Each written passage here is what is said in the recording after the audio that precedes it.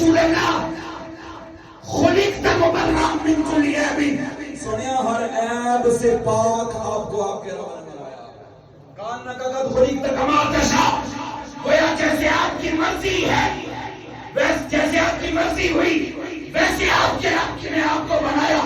اور احباب زیباکار حسان بن ثابت نے جمال محمد مصطفیٰ کا تذکرہ حضور کی موجودگی میں صحابہ کی مجلس میں کر کے 14 صدیاں بعد جہلم کی سرزمین میں محفل میلاد منانے والے اور جمال محمد سننے والوں کے لیے سند بنا دی اور سنت بنا دیا کہ لوگوں حضور کے حسن و جمال کے تذکرے کرنا یہ آسان کی بھی سنت ہے اور انہیں سننا خود مصطفیٰ کی سنت ہے. حضور کی موجودگی میں حسان بن ثابت نے یہ کہا. احباب زیباکار پھر اٹھائیں آپ پڑھیں ترمذی شریف کو پڑھیں.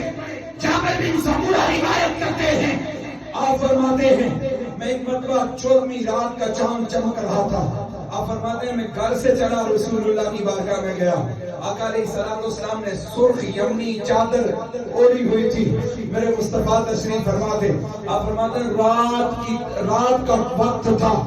آسمان پہ 14ویں کا چاند چمک رہا تھا. زمین پہ مدینے کا چاند چمک رہا تھا. حضرت جابر فرماتے ہیں لوگوں اور ایک روایت میں بڑا بن عاصم سے بھی روایت ہے. بڑا بن عاصم فرماتے ہیں کہ جب میں نے حضور کو دیکھا اور چاند کو دیکھا میں حیران تھا کہ اس چاند کی چمک مصطفیٰ کے حسن کی چمک کے سامنے مات پہ رہی تھی. اور فرماتے میں سوچ رہا تھا کہ یہ چاند سونا ہے یا وہ چاند سونا ہے.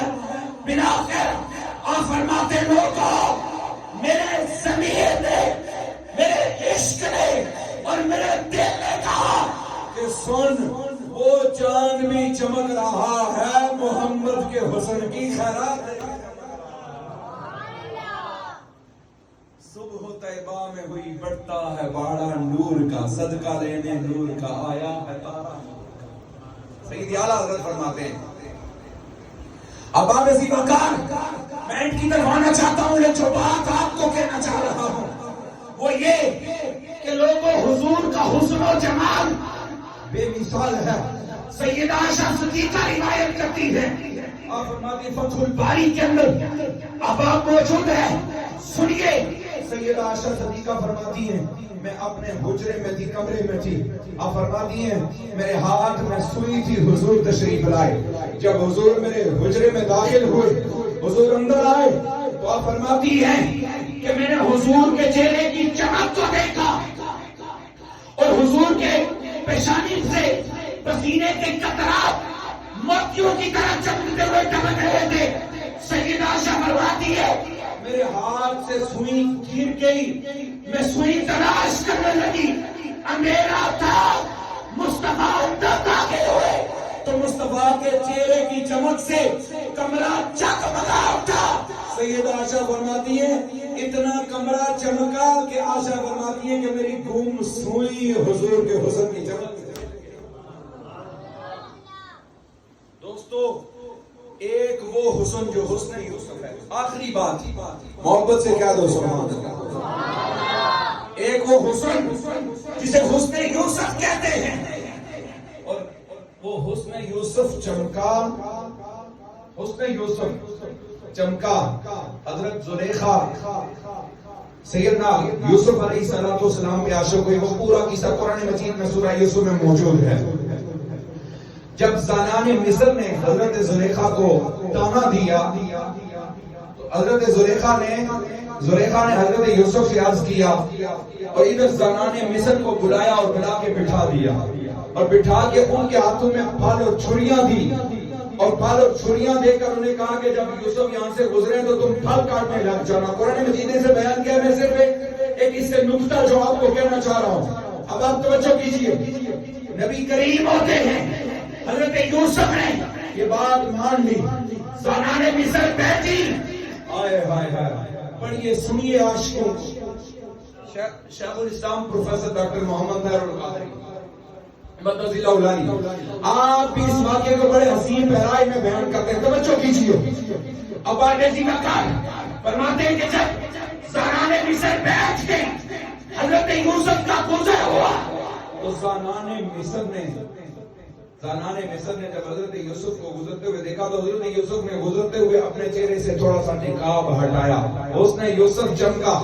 ادھر زنان مصر کے ہاتھوں میں بھالو چھریاں تھی. چھریاں چلی, پھل گر کے, خون بہ کے, انگلیاں کٹ گئی. اور یہی خواتین جو زلیخا کو تانے دیتی اور کہتی کہ بشر پہ عاشق ہو گئی. قُلْ حَاشَ لِلَّهِ مَا هَٰذَا بَشَرًا. ارے جو بشر کے تانے دے دے کر حضرت زلیخا کو پریشان کرتی تھی. جب انہوں نے حسن یوسف کو دیکھا, پھل گر کے, چھریاں چل گئی, خون بہ کے, انگلیاں کٹ گئی اور وہ بے ہوش ہو کر گر گئی. بے ساختہ پکار اٹھی کہ حاشا للہ ما ھذا بشرا. اللہ کی قسم یہ تو بشر ہی نہیں ہے. دوستو حسن یوسف چمکا, زنان مصر کی انگلیاں کٹی, لیکن جب حسن مصطفیٰ چمکا وہاں تو زنان مصر کی انگلیاں کٹی تھی جب حسن یوسف چمکا تھا. لیکن جب حسن مصطفیٰ چمکا تو یہاں مردان عرب نے اپنے سر کٹا دیے, جانیں لٹا دی اور 14 صدیاں بیت گئی. آج بھی دنیا حسن مصطفیٰ پہ بن دے کے اپنی جانیں قربان